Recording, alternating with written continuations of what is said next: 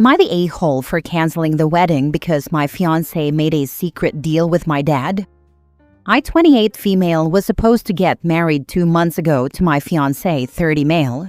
We had been together for 5 years. He proposed during a vacation in Santorini, and it felt like the most perfect moment of my life. I truly believed I had found my person.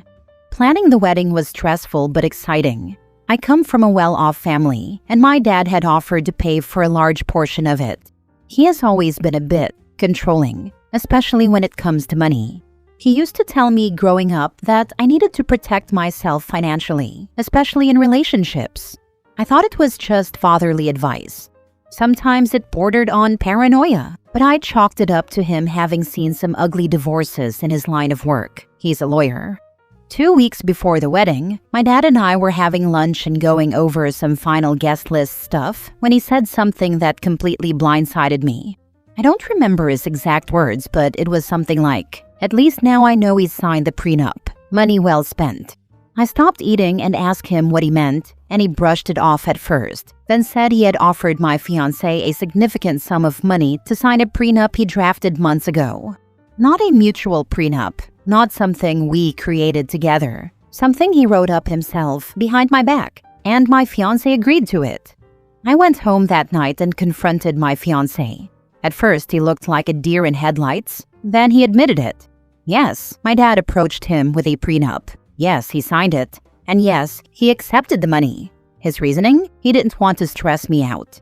He said my dad was being intense, and he just wanted to keep the peace. He claimed he was always planning to tell me, eventually. He just didn't know how. The part that hurt the most wasn't even the prenup itself. Honestly, I understand the value of one, especially with the wealth imbalance between me and my fiancé. I would have been totally fine discussing it openly. What broke me was the secrecy. The fact that 2 of the most important men in my life made a deal about my future without me. The fact that money was exchanged like my marriage was some business arrangement. I felt like I was being handled, not respected. I called off the wedding the next day. It wasn't a dramatic scene. I just told him I couldn't go into a marriage with that kind of breach of trust hanging over us. He begged me to reconsider. He said it was a stupid mistake, that he did it for me, that he didn't want to start our life together with conflict. He said we could rip up the prenup, but the damage was done. He made a life-altering financial decision about our marriage without even consulting me, and the only reason I found out was because my dad accidentally let it slip. Since then, everyone has had an opinion. My mom thinks I overreacted and says I'm throwing away a great relationship over a technicality. My friends are split. Some say I dodged a bullet. Others think I'm being cold. My dad, who caused all this, is now acting like he was the victim and says he was just trying to protect me. My ex has been texting and calling nonstop, saying he still wants to make things right. I miss him. I still love him, but I can't shake the feeling that if he hid this from me before the wedding, what else would he be willing to hide in the future? So, am I the a-hole for calling the whole thing off? Now for the top comments. I don't think the dad wanted her to marry this guy. He conveniently let it slip? Now he is playing protective father?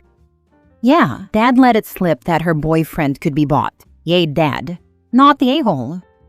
Yup. If dad can buy him now, what else is he trading for down the line? Loyalty ain't supposed to be negotiable. Trust your gut and don't ignore early signs. Marriage only magnifies that mess. Better a canceled wedding than a lifetime of second-guessing. Honestly, feels like a setup the more I think about it. My dad got what he wanted and gets to play the hero now. Interesting how both men claim they just wanted to protect you, but failed to see that they treated you as a child.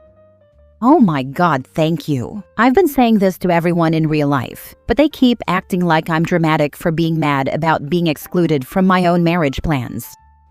The boyfriend was doomed to lose. The father would use the boyfriend's refusal to sign the agreement to tell his daughter that the fiancé was interested in the money. If he accepted the blackmail, the father would say the fiancé had accepted the money behind his daughter's back.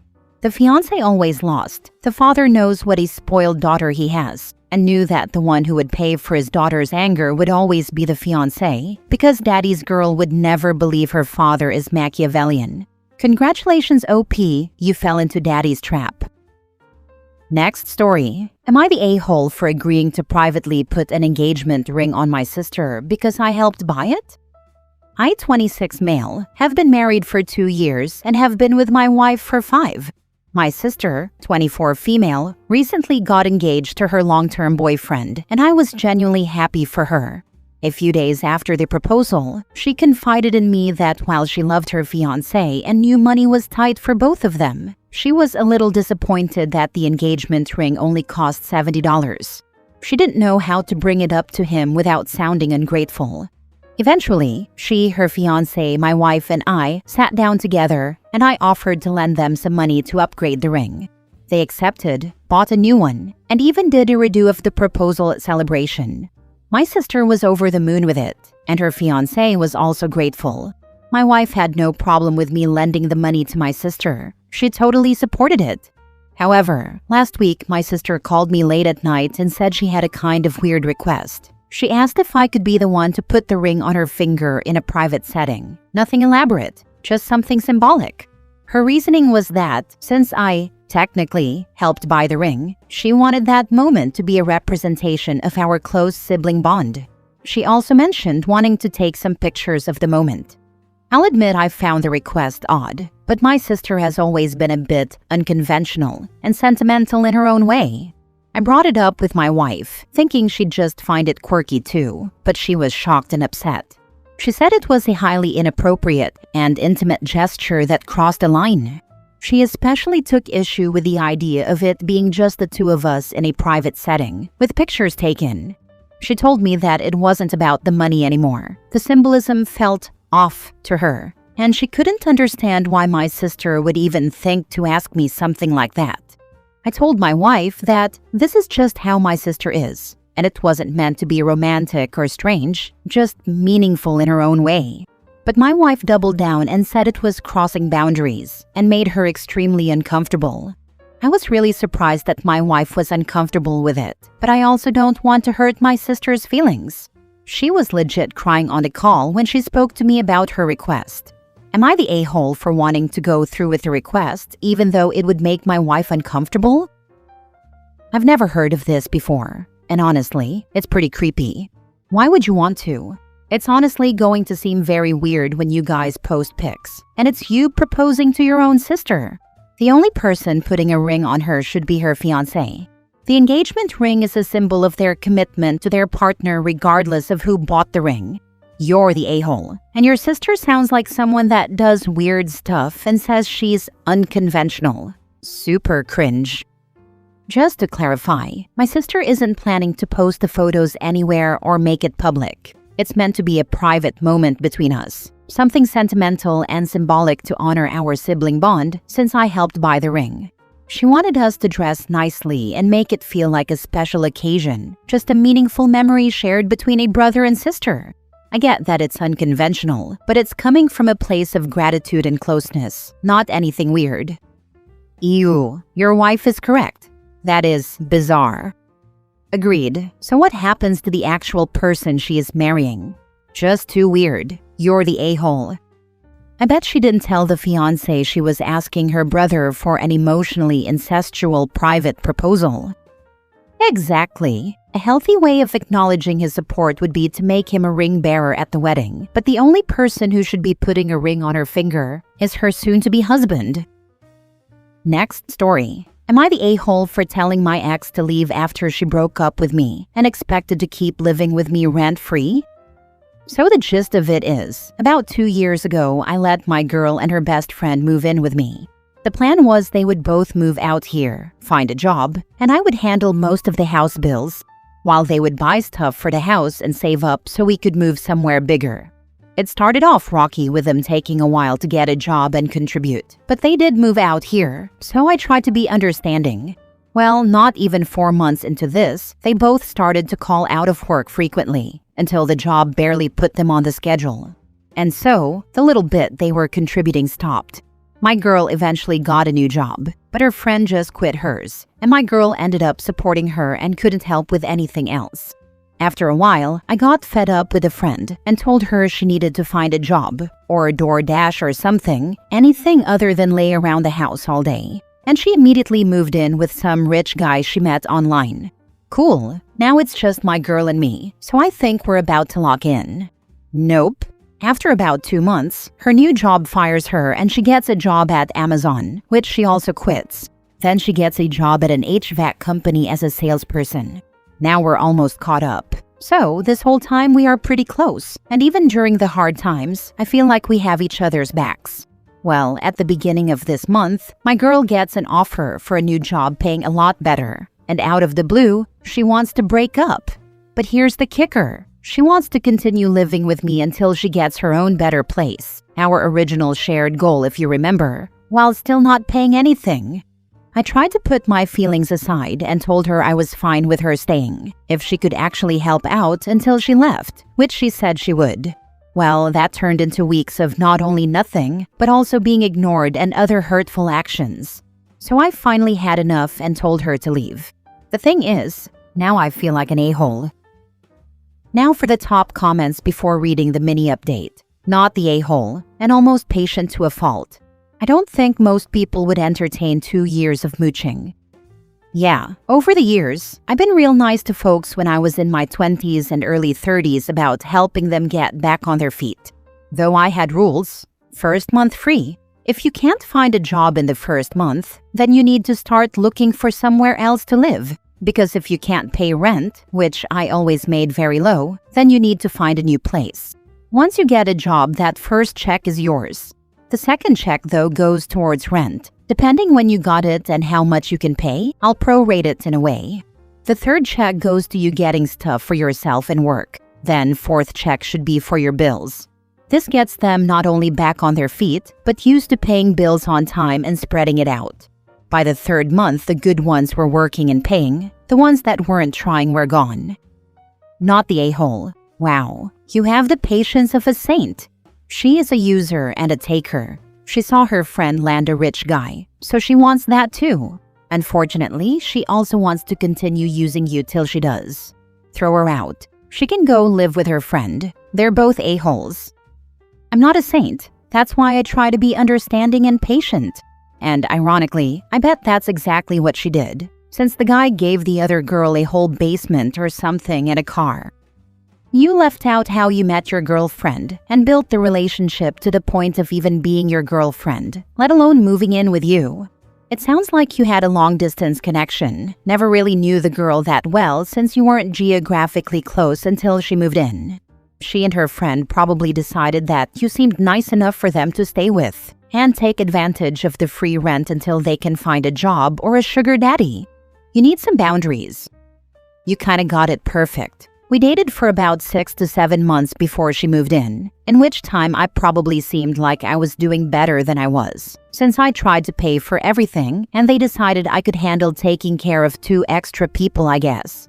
I clocked her friend for what she was a long time ago, but you know what they say, rose-colored glasses and all.